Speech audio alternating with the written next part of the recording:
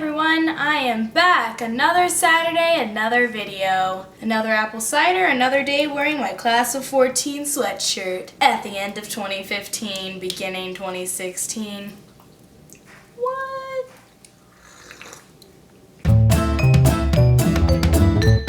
I am so excited for the new year. There's so many good things to come up in this new year that I cannot wait to share with all of you. So I hope that you are excited for the new year and everything that you are to do in 2016. It's weird to say 2016. Anyway, I thought that this week I would talk to you guys a little bit about 2015 and what it was for me. Specifically, 15 things I learned in 2015. 15 because that's the number at the end of the year. So I definitely could do a lot more, but these are just 15 things that came to my head first. I did a lot this year from January to December. This 12-month span, I did a lot of traveling, a lot of meeting you guys, and I did a lot of self-growing and a lot of self-realizations and just coming to terms with things that I need to come to terms with. And this video is based on that. I guess this brings me to the first lesson that I learned this year. That is, you cannot control others, you can only control yourself. That was one of the biggest things I learned this year because there are so many times I tried changing what I did to change what other people did and hopefully to change their minds. One thing you have to know as you live your life is that you can only control yourself. You're only in charge of what you can control. And I'm sorry in advance for my hair today. It's freshly washed, which means it's freshly flat. So yeah, you can only control yourself, and that's okay. You should know that you shouldn't try to control other people. It's other people's lives to live, and give them words of encouragement and words of wisdom, but in the end, if they don't do what you say or do what you do necessarily, it's okay. The second thing I learned this year is that everything is subject to change.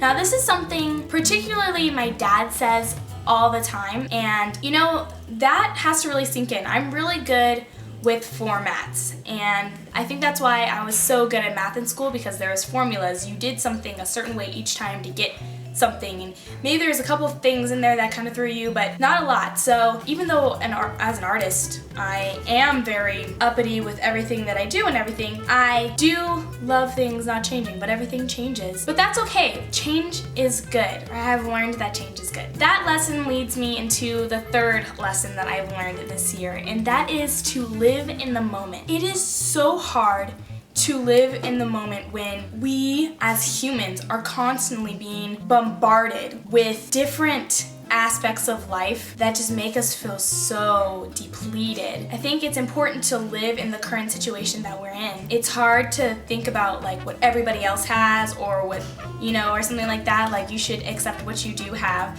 and not worry so much about what tomorrow's gonna hold. And don't worry about yesterday, because yesterday already happened. And don't really worry about 5 years from now, because who's to tell really where you'll be? There's so much, again, lesson 2, everything's subject to change. So you don't really know where you would be, So just live in the moment.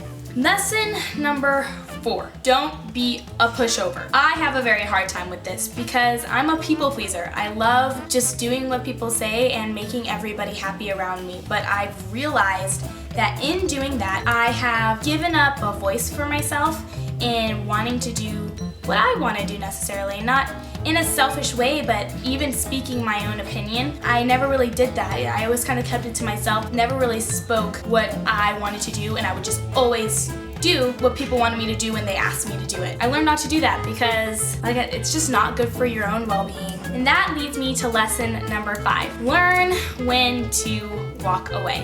One time in church, I heard a really good sermon about how you have a line that you've drawn in the sand that if you cross over, you're done. And then there's a line that God's drawn for you in the sand, and you have to kind of differentiate between the two. For me, that wasn't so hard to do. I put up with a lot of different stuff in the past couple of years that was so wearing on myself. It was okay, when do I stop? When do I speak up? When is it enough? When is it a good time to walk away from a situation? And I feel as if when the situation is threatening your autonomy, your self-worth, your morale, and everything that you believe in, I think that's the time to walk away. And it's hard to realize that time. But It comes and you'll know it. Lesson number 6. Know that all the people that are truly meant to be there for you will be there for you. I learned that going through different experiences in my life, who really was there for me and who had my back and would call me and say, hey, are you okay? The people that necessarily didn't but said they were going to, it was easy to differentiate, and it was easy to be like, okay,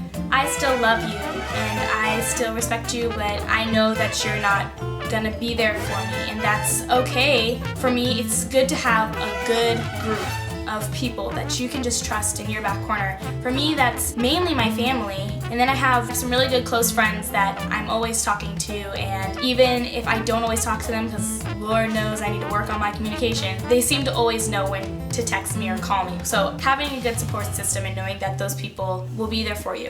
That leads me to my next lesson, lesson number 7, answer personal texts and calls. I am really good at answering anything that has pertaining to do with the business and everything that I go through, but I am the worst at answering text messages or like returning phone calls to like my friends or even like my mom and dad or my other family members. It's really bad, and it doesn't only hurt me because then I gain up on myself and I don't really have anybody to talk to, but it's bad for them because they start feeling bad and like, oh, and it makes them worry about me, and that's just not good.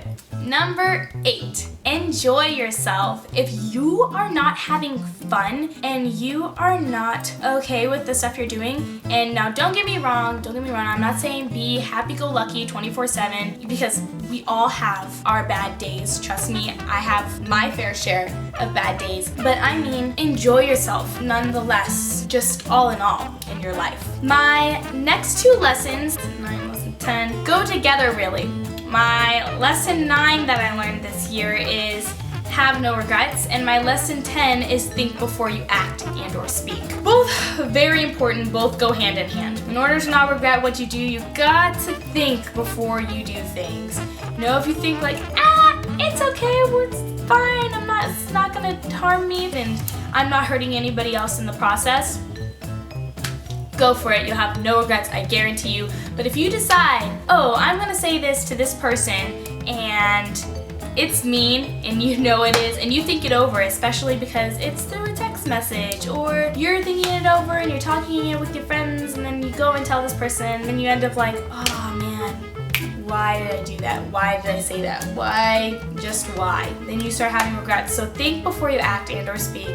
And that way you have no regrets. Even after you do something, you gotta let it go. So if you do make a mistake, you gotta forgive yourself. And if anybody else was involved in the mistake that you made, hopefully ask for forgiveness from that person, and then know that you can move on. Number 11 is to love. Yeah, I literally, in my little notes, I put lesson 11, love. Because I feel like that pretty much sums it up. In everything you do it for love. Do it through love. Do it because you love. Love, love, love, love, love, love, love, love, love, love. Tons of hearts all the time, and let your heart just like burst, and like your life burst with the overabundance of love that you're sharing throughout the world. That's helped me through everything. As long as I'm loving something, loving what I'm doing, loving the people that I'm around, no matter what. There's so many things in the Bible that talk about love. Love covers over a multitude of sins. Love, love, love, love, love. Love. Don't hate. No hate. Just love. Lesson number 12, or 12, whichever way you can see it. I think it was that way. Remember where you came from and where you want to be. Sometimes when I find that I'm stuck in a hard situation and I don't know what to do, thinking about where I started and where I came from, then thinking about where I want to be in my life, just in spiritually, mentally, physically, and in all aspects of my life, thinking about those certain things in that way, where I came from and where I want to be, helps me to make the changes in between and figure out the next steps to what I want to do and where I want to be and where I need to go. Remember that, and it'll help you with all the in-betweens. Lesson 13, wear red. Because why not? You know what? I feel like whenever I wear red, I feel more confident, whether it's just like, oh, I'm wearing red lipstick, or oh, I'm wearing a red skirt today, or oh, today's a red shirt day. Anytime there's red involved in something that I'm doing, I always feel just a little bit more And everybody, I feel like, looks great in red. You look great in red, and you look great in red, and you who just doubted that you look great in red, you look great in red. Trust me, you do. So that's what I've learned this year. Wear more red. Lesson 14, and I touched on it a little bit up in the single digits of my lessons that I learned, but lesson 14 is don't worry. Tomorrow can worry about itself. Yesterday's already happened. Why worry about it?